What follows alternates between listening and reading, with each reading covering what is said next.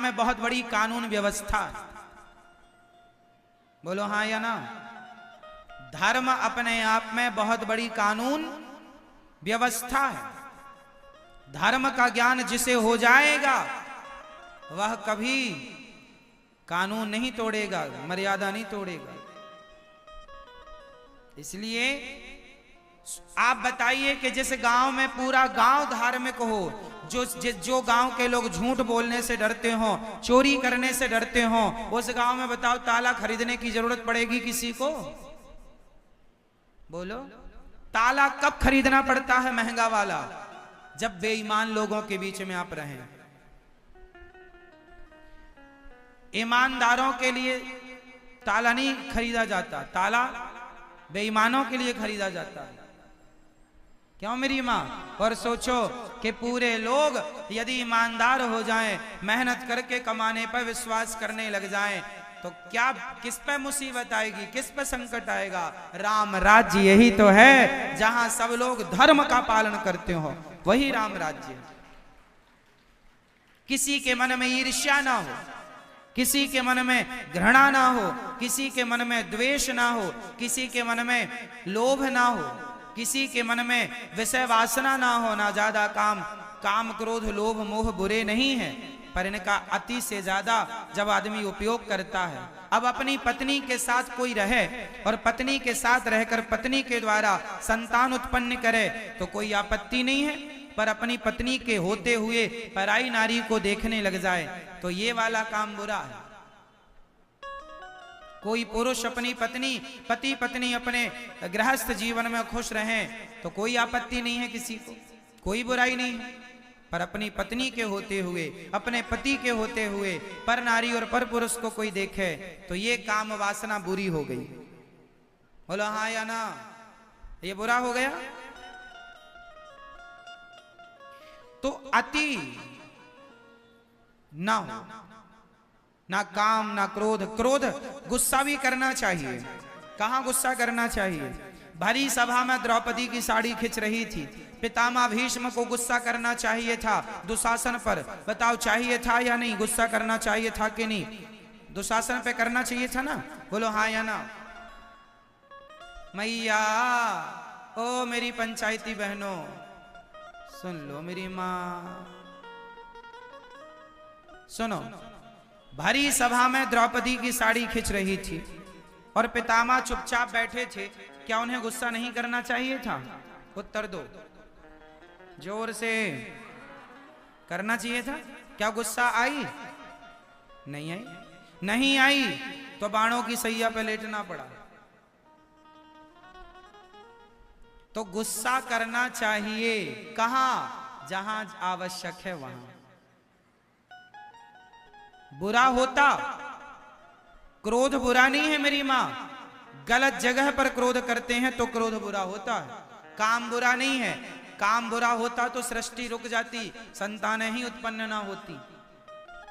इसलिए काम भी बुरा नहीं है, पर काम तब बुरा हो जाता है जब अपनी पत्नी और अपने पति को छोड़कर पर नारी पर पुरुष में मन लगने लग जाए। ये काम बुरा है। अपनी पत्नी अपने पति के संग कोई जीवन गुजारे, कोई बुरा नहीं। क्यों जी? सही है। क्रोध भी अच्छा है, पर जटायु ने क्रोध किया। सीता मां को ले जा रहा था रावण, गुस्सा किया जटायु जी ने। जटायु का गुस्सा करना उसकी भक्ति बन गई। जटायु ने क्रोध किया रावण पर तो उन्हें राम के पास नहीं जाना पड़ा, राम खुद चल के भक्त जटायु के पास आ गए। क्योंकि क्रोध किया। अरे रे दुष्ट ठाण किन होई, खड़ा हो जा, मेरी बेटी को कहां लिए जा रहा? जटायु ने कहा। क्रोध करना अच्छा है, पर वहां जहां आवश्यक है, जहां आवश्यक नहीं है वहां। अब आप अपनी मां पे गुस्सा करें, अपने बाप पे गुस्सा करें, गलती जिसकी ना हो उस पर गुस्सा करें, तो ये गुस्सा गलत है। पर जहां जरूरत है क्रोध की वहां थोड़ा गुस्सा ठीक भी। तो काम क्रोध लोभ, लोभ जरूरी है। लोभ जरूरी है, पर कौन सा लोभ? बोलो मेरी मां। अब दो मैंने बताए, एक आप बताएंगे। लोभ कौन सा जरूरी है? मैया कौन सा लोभ जरूरी है?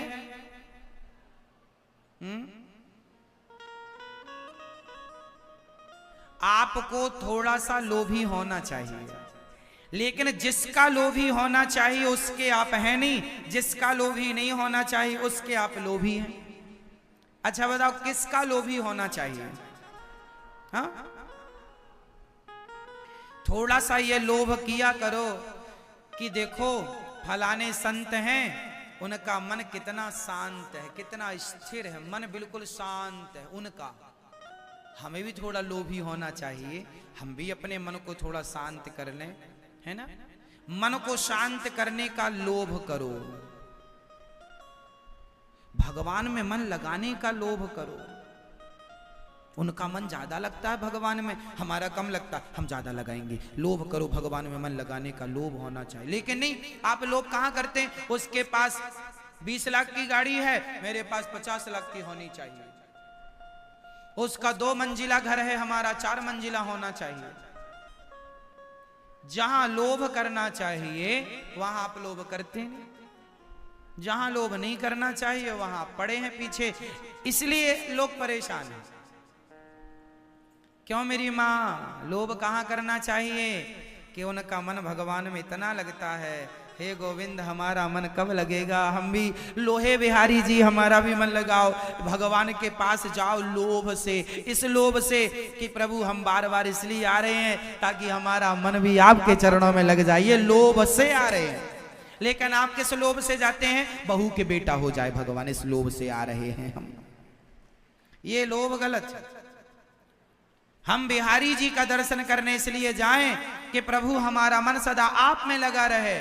हम इसलिए दर्शन ना करने जाएं कि बहू के बेटा हो जाए, अरे भगवान करे बेटा हो जाए। लेकिन बेटा होना ना होना ये भाग्य की बातें हैं। जो भाग्य में वो मिलेगा, जो नहीं है वो नहीं मिलेगा, सिंपल बात है। इसलिए इनकी रिक्वायरमेंट नहीं होनी चाहिए भगवान से, हमें ये दे दो ये दे दो ना, देना है विधाता देंगे।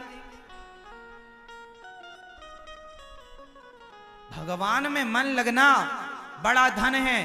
बताइए, मन भगवान में जिनका लम्मी, भगवान में मन जिनका लगा है वो ज्यादा अमीरी है, या जिस बहू के 4-6 बच्चे पैदा हो गए वो लोग अमीर हैं?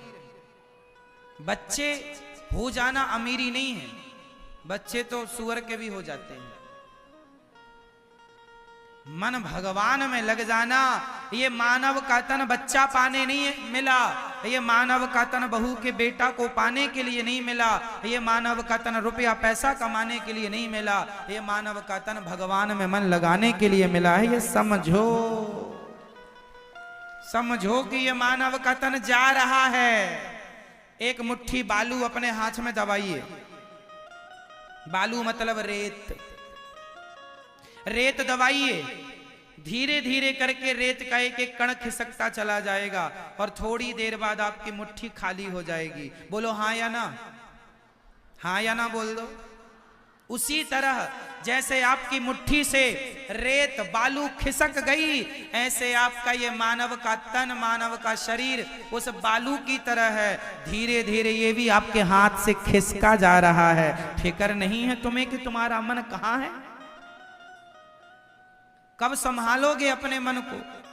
कब लगाओगे भगवत चरणों में, भगवान के चिंतन में मेरी माँ? इसलिए मन भगवान में लगाना सबसे बड़ी जीत है। मीराबाई ने कोई बेटा नहीं पाया। नाम बताओ मीराबाई के बेटे का, मैं लिख लूं, याद कर लूंगा। क्या नाम था मीराबाई के बेटे का? बेटा ही नहीं हुआ। अच्छा, तो मीराबाई ने दर्शन, तो मीराबाई ने शायद भगवान से मांगे, हे भगवान मैं तुम्हारी इतनी बड़ी भगत हूं, मुझे बेटा नहीं दिया। क्या मीरा ने कभी बेटे के लिए आंसू बहाए? क्यों नहीं बहाए? क्योंकि वो बहुत बड़ी समझदार हैं। मीरा जी कहती हैं कि मानव का तन हमने बेटे को पाने के लिए नहीं, गोविंद को पाने के लिए लिया। इसलिए कहा है, इसलिए कहा है कि मेरे तो गिरधर गोपाल, दूसरो ना कोई। समझो मेरी मां, समझो। बड़े भाग्य मानुष तन पावा, दुर्लभो मानुषो देहो, कौमार आचरित प्राज्ञो धर्मान भागवता निहा। दुर्लभम मानुषम जन्म तदप्य ध्रुव मर्चदम। प्रहलाद जी समझा रहे हैं कि धर्म की पढ़ाई पढ़ो और मोक्ष की पढ़ाई पढ़ो, बीच में अर्थ तो आ ही जाएगा। भूखा कोई नहीं मर रहा।